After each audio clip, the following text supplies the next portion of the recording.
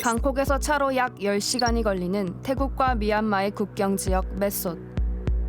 숲길을 따라 한참을 들어가야 미얀마 난민촌이 나타납니다.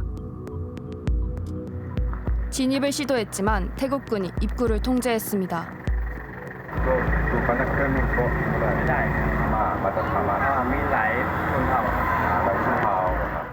이곳은 미얀마 내전을 피해 태국으로 건너온 난민들이 모인 미얀마 난민촌입니다. 약 8만 명의 난민이 9개 난민촌에 거주하고 있으며 태국군이 출입을 통제하는 가운데 이들은 국제기구의 지원에 의존해 살아가고 있습니다. 난민촌 입구마다 태국군의 경비가 삼엄한 상황. 제작진은 울타리 주변을 탐색하며 인터뷰를 시도했습니다. 그때 순찰하던 군인이 제작진을 저지 더 이상 인터뷰를 이어갈 수 없었습니다. 계속 시도한 끝에 이곳에 20년 넘게 살았다는 한 여성과 어렵게 만날 수 있었습니다.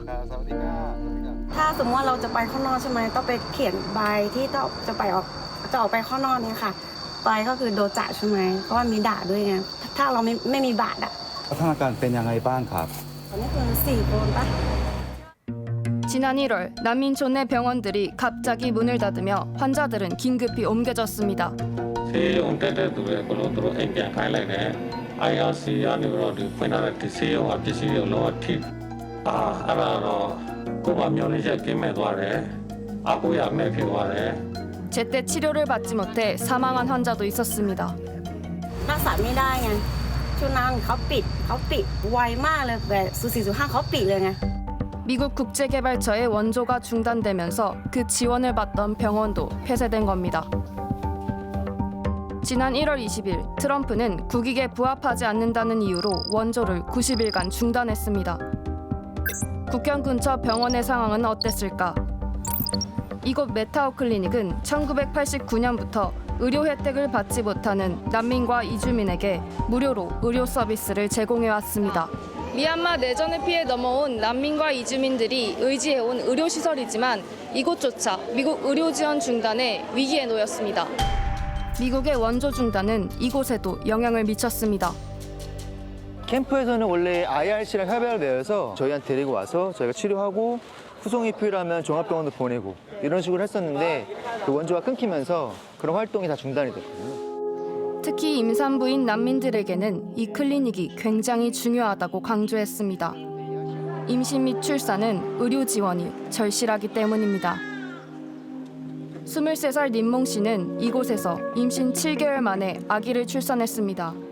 아기를 무사히 낳을 수 있었던 건 클리닉 덕분이라고 말합니다.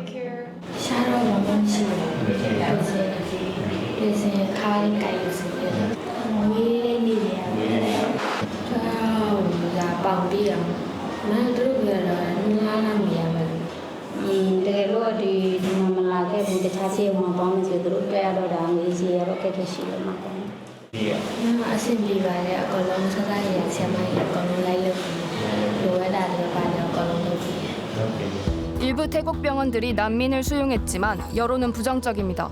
ถูกชาวต่างชาติมาแย่งชิงสิทธิ์ในการเข้าดูแลรักษาพยาบาลไม่ให้เราต้องควักเนื้อนะในความรู้สึกผมเนี่ย 국제이주기구는 난민의 자립을 위한 해법을 제시합니다. regularization that they have windows that they have to register in country. They can access services, but they can also pay for these services in a way or another. 클리닉엔 내전 부상 환자도 많습니다. 교전 지역에 살던 소년 친민고는 숲에서 나무를 캐다 지뢰를 밟았습니다.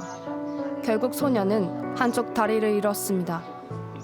ရွာထဲမှာလည်းအိမ်မရှိတော့ဘူးကြီးတွေလာပေါ့ဟိုလည်းမလူများလေးများနဲ့လာကြတော့ဒီဆေးကန်းကတော့ပျော်လဲပျော်တယ်စိတ်လည်းချမ်းသာတယ် ကားမလုပ်လား စီးရဲပြန်အောင် ဟာဈေးရရောက်တယ်ဒီရဲလက်ခုံတော့ဟုတ်လား 군부 쿠데타 이후 급증한 내전 피해 환자를 감당하기 벅차 야외에 임시 병동까지 세워졌습니다. ဒီချုံမနေကြိုက်ဝါချမ်းနေနေတာကိုတက်လီတွေတော့လေဖော်တာပူလို့ရကောမြို့ကြီးတွေတော့ electric bedမြို့ကြီးတွေတော့ကတိကတော့မယ်အလိုတော့အဝဲဝဲမှာကျန်နေ 난민들의 삶은 여전히 위태롭습니다. 의료 공백이 길어지는 가운데 이들은 목숨을 걸고 버텨내고 있습니다.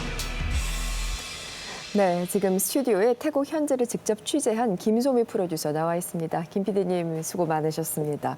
네, 인터뷰하시는 걸 보니까 이렇게 울타리 너머로 이렇게 이야기를 나누시던데 보니까 그러니까 난민촌 접근 자체가 태국은 굉장히 어려운 거네요. 네, 맞습니다. 제가 태국에 가기 3개월 전부터 공식 취재 요청을 했는데 다 거절을 당했고요. 네. 유엔 난민기구 협조도 구해봤지만 정부의 허가가 있어야 들어갈 수 있다는 원론적인 답변을 들었습니다. 예. 네, 원래도 태국 난민촌은 태국군이 출입을 엄격히 통제하는 곳이라 출입 자체가 어려운데 미국 국제개발처 원조도 최근엔 중단이 되고 또 태국 내에서 반난민 정서가 고조가 되면서 외부 네. 접근이 쉽지 않은 것 같습니다. 그런 이유가 있군요. 좀 놀랐던 것이 난민촌이 그토록 철저히 외부와 단절돼서 이제 운영된다는 점이 의아했었어요.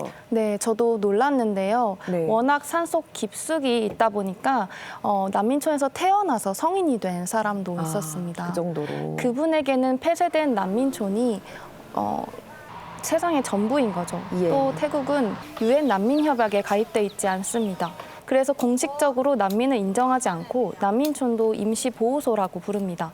난민 지위가 없으니까 외부에서 정상적으로 취업을 하기가 불가능한 거죠. 그러니까 비가입국인데 그렇지만 태국은 국제사회로부터 난민촌 지원을 받는다는 거잖아요. 이게 어떻게 가능한 거예요? 네, 사실은 이제 태국뿐만 아니라 동남아시아 국가들 대부분이 이 난민 협약을 가입하지 않은 나라들입니다. 그래요. 네. 대신에 이제 90년대에 포괄적 행동 계획이라고 네.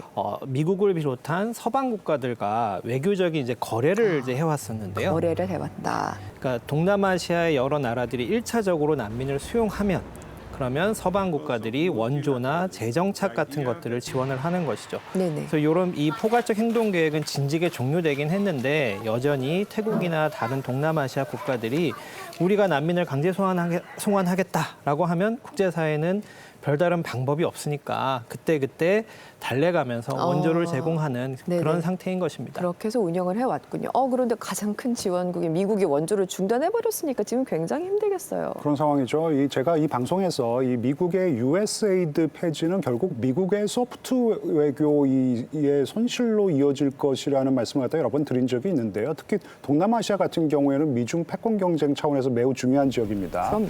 네, 그런데 원조를 이렇게 일방적으로 중단해버리면 난민을 수용해온 국가에게는 부담이 더 커질 수밖에 없는 것이고요. 당연히 중국은 그 틈을 파고들려고 할 것이에요. 네. 이제 그만큼 중국의 영향력이 이 동남아 지역에서 확장이 될 수밖에 없는 것이고요. 이 미중 패권 경쟁에서 이것은 굉장히 미국에게 좀 불리하게 작용할 수밖에 없습니다. 미국이 큰 손해일 것이다. 네, 그리고 이게 수용국에게도 문제입니다. 네네. 최근에 한 방글라데시의 난민촌에서 유치원, 초등학교에서 근무하던 교사들 약 1,250명이 해고됐습니다. 현지 일자리가 줄어든 거죠. 네. 또한 태국은 미얀마에서 넘어온 난민들이 정글을 지나야 하다 보니 말라리아 같은 감염병에 취약한데요. 메소드 메타오 클리닉에 따르면 최근 미얀마 군부 쿠데타가 발생해 난민 수가 크게 늘어났는데 특히 말라리아 환자도 1년에 15명 수준에서 지금은 200명 수준으로 크게 늘었다고 합니다. 네. 아시다시피 말라리아가 모기를 매개로 하는 감염병이잖아요. 그렇죠. 태국 사람들에게도 얼마든지 퍼질 수 있다는 거죠. 그렇다면 보건 위기로 번질 수도 있는 이야기 같습니다. 취재 영상에서 국제기구 관계자가 이런 말을 했었어요. 난민들이 일할 수 있게 해줘라. 교수님께서는 이거 어떻게 들으셨습니까? 네, 저도 사실 그 의견에 적극적으로 공감하는 바인데요. 네네. 방금 나온 이제 메타오 클리닉 같은 병원들도 사실 난민 출신의 신시아 마옹 박사가 설립한 그런 병원이고요. 네. 사실상 난민들과 외부 후원자들에 의해서 운영되는 병원입니다. 근데 이 병원이 지역 사회에도 이제 큰 기여를 하고 있습니다. 주로 이제 난민들을 진료하지만 가난한 태국인들에게도 열려 있고요. 또 의료 기초 종사자들이나 간호사들을 교육해서 질병에 취약한 지역 사회에 보내는 일도 하고 있거든요. 네. 그래서 이런 걸 보면 난민들이 캠프에 갇혀서 자원을 축내는 구조를 바꾸면 난민과 지역 사회가 같이 윈윈할 수 있다라고 하는 사례를 보여준다는 것이죠. 너무나 좋은 이야기입니다.